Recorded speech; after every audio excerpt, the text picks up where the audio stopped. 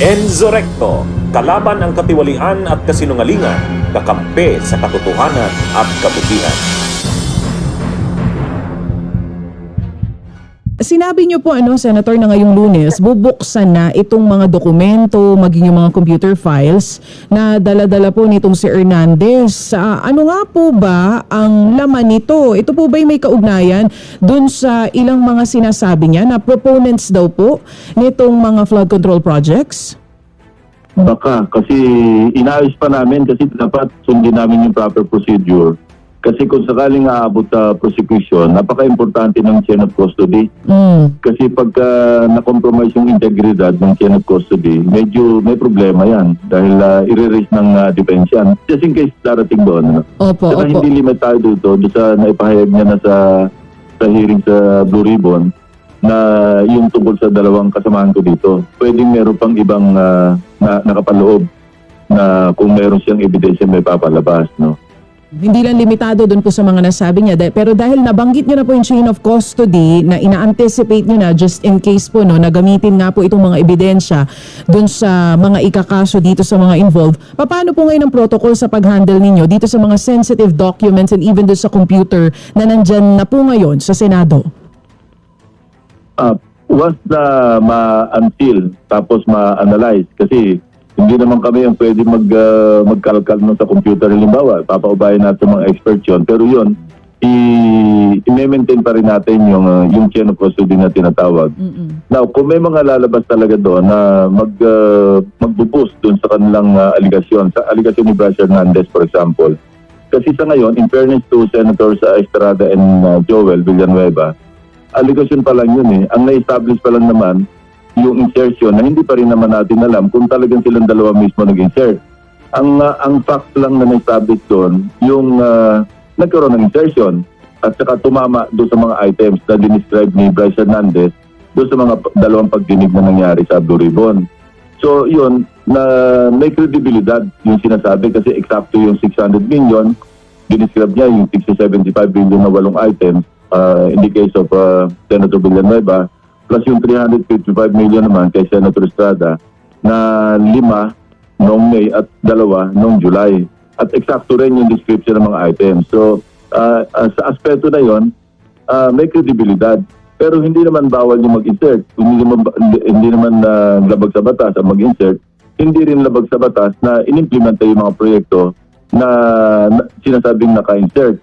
Ang labag sa batas yung kickback, yung commission. Pag yun na establish by way of documents or whatever record na credible, doon magkakaroon ng sabihin natin prima facie evidence na pwedeng isampa sa ombudsman, sa DOJ, ng ICI. Ang gagawin namin, hindi naman hihintayin pa na magkaroon ng committee report. Agad-agad, pagka may mga ganong sensitibo at saka may evidentiary value, agad-agad papadala namin sa ICI, tatranscript ko bilang chairman at saka kaming dalawa ni Senate President, pati yung buong Senado. Oo, sabi niyo nga po hindi bawal mag-insert, hindi na ang labag sa batas yung kickback, pero di ba Senator, dito sa mga hawak niyo na po na ebidensya ngayon na galing kay Bryce na planong ang buksan, baka wala din naman po doon na kumbaga makita tayo na talagang bigayan itong mga kickback kasi I don't think maisisave po iyon. Paano po kaya yun? Wala tayong magagawa kasi bound tayo ng evidence. Kung wala ebidensya, kasi ang labag sa batas nga, tulad ng sinabi ko, yung pagbibigay ng kickback, kailangan merong magpapatunay. Kasi may allegation siya, pero that remains as an allegation until na suportahan niya to ng kaukulang ebidensya, maski ledger, notes na matagal yan ang ginawa o kaya maski basta't meron lang siya maipakita para masuportahan yung kanyang alegasyon. Oo. So pag meron tayo makita doon sa mga documents niya, ledger or even just simple notes or nakasave yan sa computer files na halimbawa halaga and then yung pangalan, posible na po ba agad yun magamit? Yes, of course. Ebidensya na yun. Plus yung alegasyon niya, plus yung circumstantial, sasabihin natin circumstantial evidence, yung tumugba, yung sinasabing insert, tumugba do sa mga item for item, tumugba yung amount. Pero yun lang ang magsusuporta do sa ebidensya na nagkaroon ng bribery, nagkaroon ng bayaran. sa pagpapa-implementa ng proyekto. Pero pwede naman po yung itanggi ng mga babanggitin niyang pangalan. O sige, ako nag-insert yan, pero wala na akong kinalaman sa implementation ng proyekto. Matter of defense kasi kung matibay yung kasi alam mo, di ba, maski sa investigador, alam mo yung investigator's notebook, tinatanggap ng korte yun, ha?